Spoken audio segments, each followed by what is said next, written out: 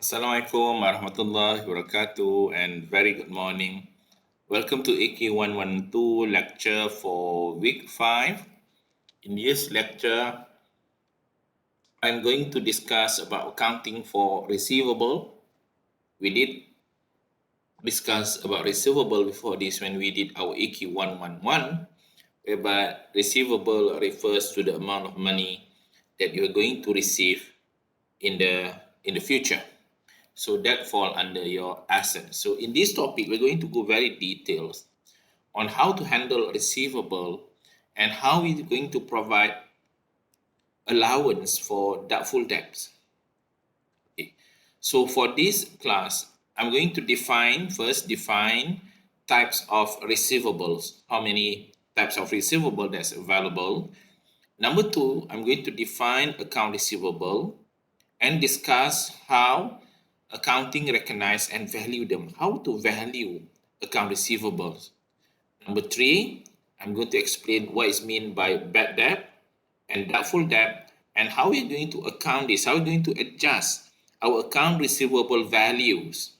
Okay, and then identify the principle involved in management and control of account receivable. We want to make sure we receive the money, the payment, as soon as possible, because this payment is important to ensure that we have sufficient cash flow to run our business. So, what is types of account receivable? The first one is account receivable.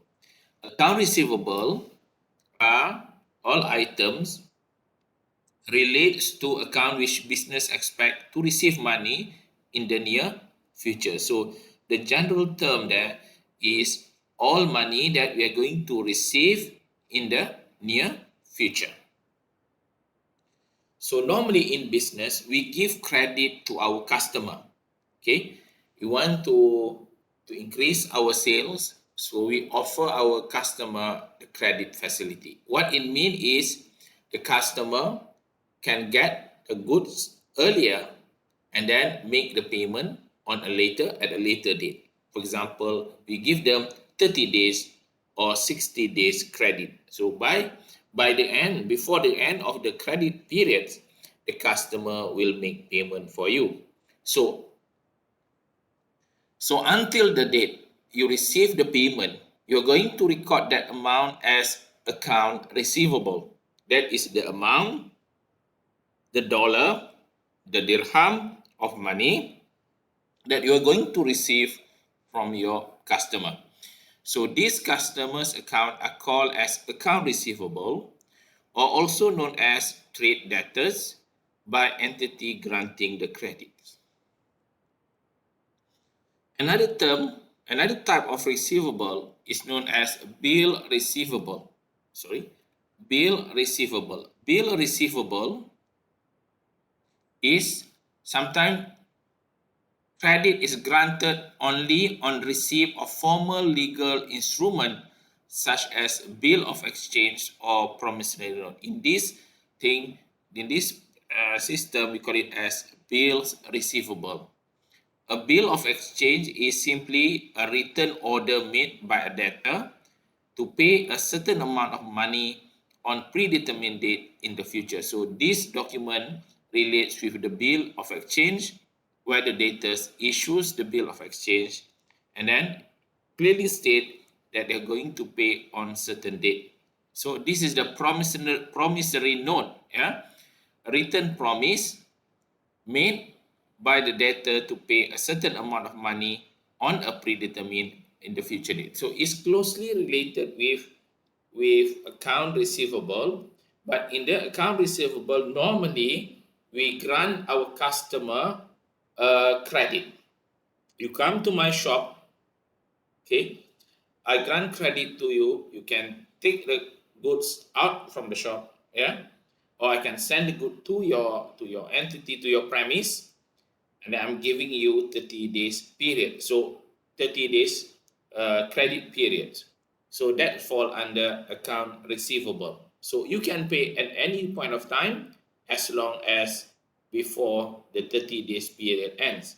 But in certain situations, you can come up with another document, we call it as promissory note, where you're going to put a document there, a promise that you're going to pay on certain date, on certain date. So that become a legal instrument, yeah, legal instrument. If I receive the documents, yeah, in term of the security is more secure than the normal account receivables.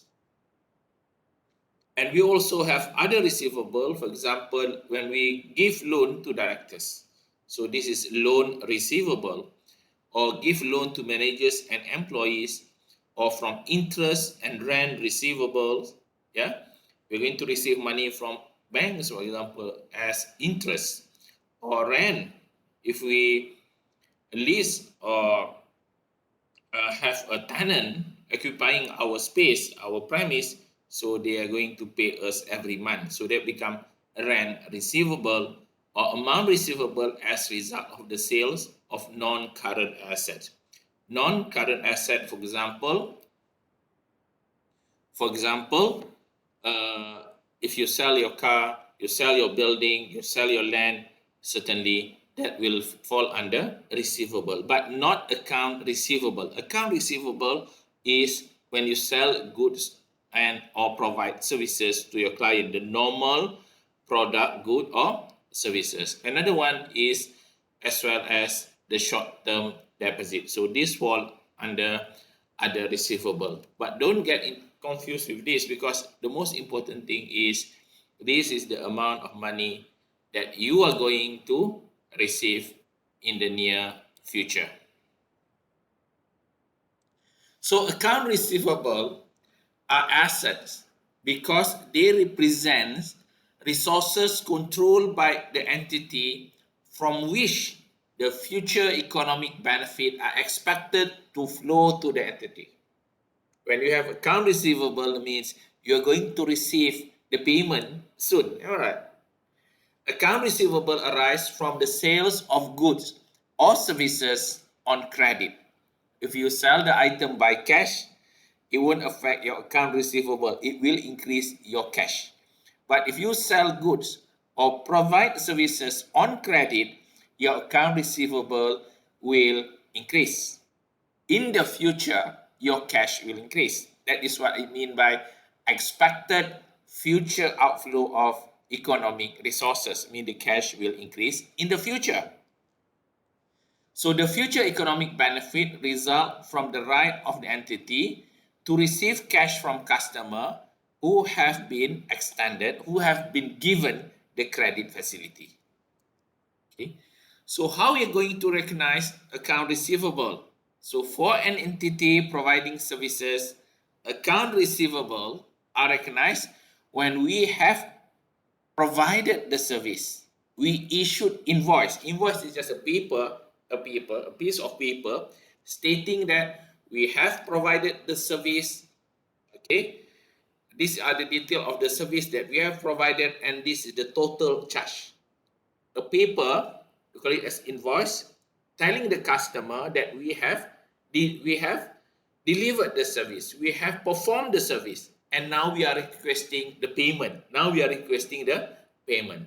Once your customer receive the paper, now you can record it as account receivable. Okay, for if your business is on wholesales or retail type of business, when you deliver the goods, when you send the good to your customer, or when your customer took the good from you, at that point of time, you give them invoice. This is the invoice. Now, please remember, you're given 14 days to make the payment. So that is the point where you can record that thing, that transaction as sales, increase in sales, and increase in account receivable. Okay. So how are we going to value our account receivable? The valuation issue arises when account receivable have to be included in financial statement at the end of the accounting period. Yeah, I think every one of you know how to do it. Account receivable will go under assets. All right. Account receivable will go under asset in your balance sheet. However, are you going to put 100% of the amount, or are you going to put 95%? or 80% or 30% or 50%. So that is the issue that we are going to discuss in this lecture. So there must be a certain percentage. Yeah, when you give money, you give credit to 100 customer, not all of them going to pay you.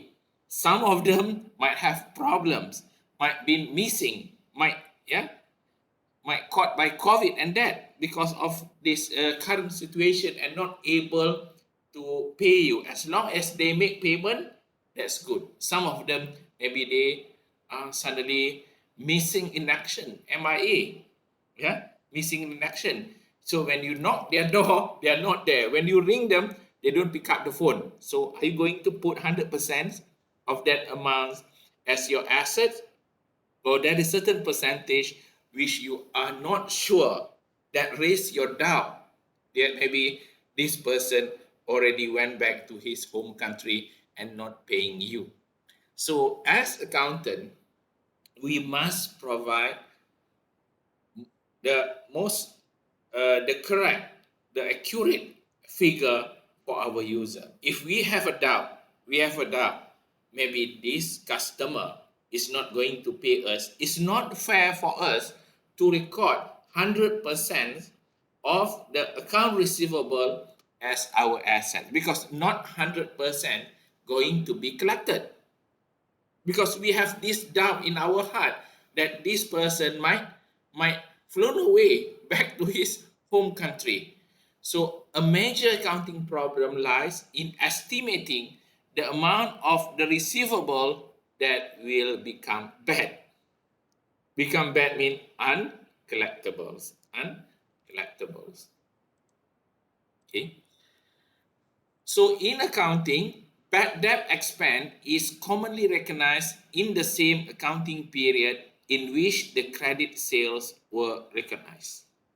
Bad debt is considered as a loss, as an expense for you, cost that you have to incur when running a business. There is no general rule for determining the time at which receivable actually become bad.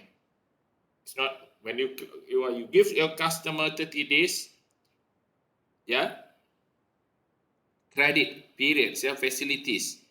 So when you're going to put it as bad debt, after 60 days, after 90 days, or after 6 months, there's no specific rule on that. It's more on the accountants, the management judgment to address this issue. So the entity or creditor normally makes a continued effort to collect overdue accounts through oral or written communication. We ring our customer, we send them email, we send them a customer statement, a reminder, ask them to pay us as soon as possible. Okay. In certain cases, if the amount is too big, we're going to hire a lawyer, okay, our legal firm to pursue the legal action. We are going to bring that matter to court, okay, but not necessarily it works, yeah. So what is bad and doubtful debts? So we need to come up with certain estimation. If your account receivable, can I put here? If your account receivable, the amount is 80,000, is a big amount of money. Not all this 100% of this 80,000 will be collected. There must be some percentage, yeah? So the amount that you're going to, for example, you assume based on your experience, as a business person, you realize that normally 5% will not pay. So this will be your allowance for doubtful debt. So you're going to take up 5% of this. Is 4,000 from the original value of account receivable. So the net value of account receivable that you are confident you can collect is only 76,000. Even though in on paper you have 80,000, but the real estimation, the more realistic estimation is you can only get 76,000 based on your experience, yeah, based on experience dealing with customers. So this is what I mean by we need to provide certain estimation on the doubtful debt, on the doubtful debts.